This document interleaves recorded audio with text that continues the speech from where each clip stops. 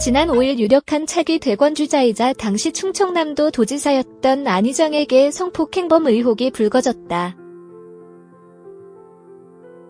충격적인 소식에 국민들은 그야말로 화들짝 놀랐다.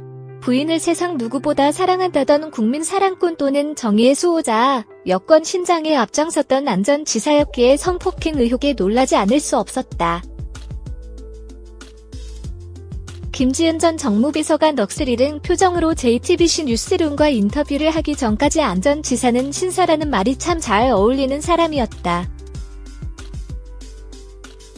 멋진 얼굴, 세련된 태도, 화려한 언변까지 방송으로 보게 된 그의 이미지는 더할 나위 없는 명품 신사였다.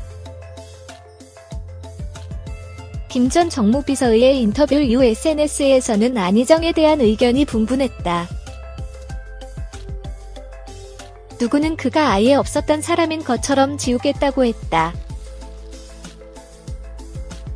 또 다른 이는 해명도 제대로 듣지 않고 판단하는 사람이 무섭다고 말했다.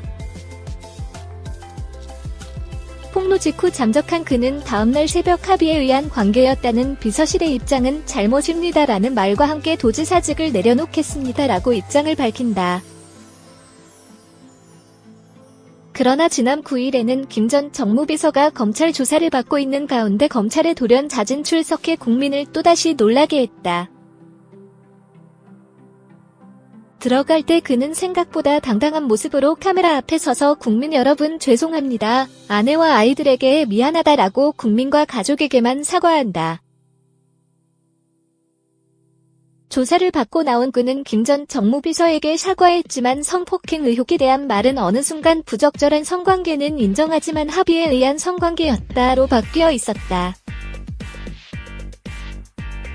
독특한 것은 김 전 정무비서가 증거자료로 제출한 문자메시지다. 안 전 지사는 김 전 비서에게 성폭행 혹은 성관계 후에 괴념치 마라라는 의문의 메시지를 남긴다. 이 말에 대해 임명호 단국대 심리학과 교수는 괴념치 말라는 건 나는 괜찮으니 너는 걱정하지 말라고 할 때 쓰는 표현이라고 설명한다.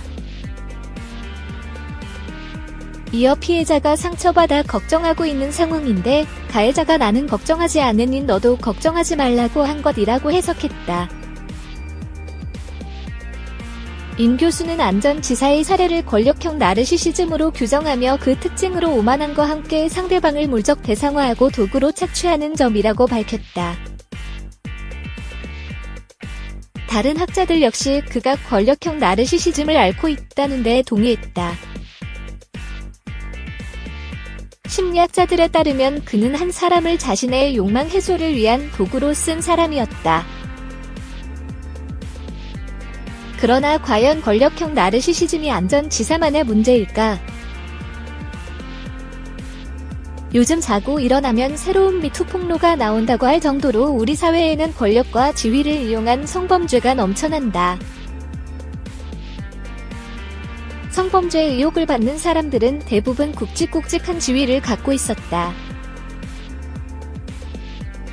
문화계, 법조계, 교육계 등 사회생활을 시작하는 여성들 앞에는 전방위적으로 권력형 성범죄가 몸을 웅크린 채 기다리고 있었다. 그렇다고 여성들만의 문제는 아니다. 자신보다 지위가 높은 여성 혹은 힘이나 권력으로 억누르는 남성에게 성범죄를 당한 남성들도 있다. 미투 운동이 2달을 넘어서며 이와 같은 고백을 하는 남성 미투 또한 점차 늘어나고 있다. 이는 권력형 미투가 결코 여성만의 문제가 아니라 강자와 약자 간의 대결이자 그 자체로 권력관계의 문제임을 환기시킨다. 안 전 지사의 문제는 그 점에서 수법의 이중성과 전적, 인정, 부인이라는 순서가 지금껏 권력형 미투가 보여주었던 패턴과 일치한다는 점에서 눈여겨볼 만하다.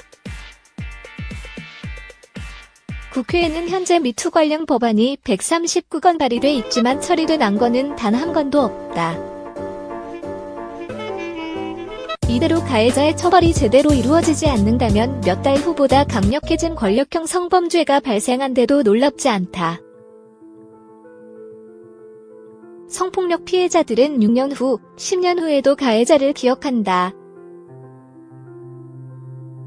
아니, 피해자의 아픔은 평생토록 지워지지 않는다. 가해자는 한낱 뒤로 넘기는 그 시간이 피해자들에게는 끔찍한 악몽으로 매일 밤 되풀이된다. 그렇기 때문에 권력형 미투의 전형인 안희정을 지워서는 안 된다. 그가 다른 성범죄자보다 죄가 무겁거나 국민들을 기만했기 때문이 아니다. 앞으로 그가 어떻게 말하고 대응하고 판결받는지가 미투 판결의 기준이 될 수 있기 때문이다. 안희정을 지우고 지우지 않고는 개인의 선택이다. 다만 당장 괴롭다는 이유로 그를 기억에서 지워버리는 개인이 늘어난다면 역사는 반복될 확률이 높다. 촛불혁명은 한 사람이 아니라 대중의 마음이 오랜 시간 이어졌기에 비로소 성공할 수 있었다.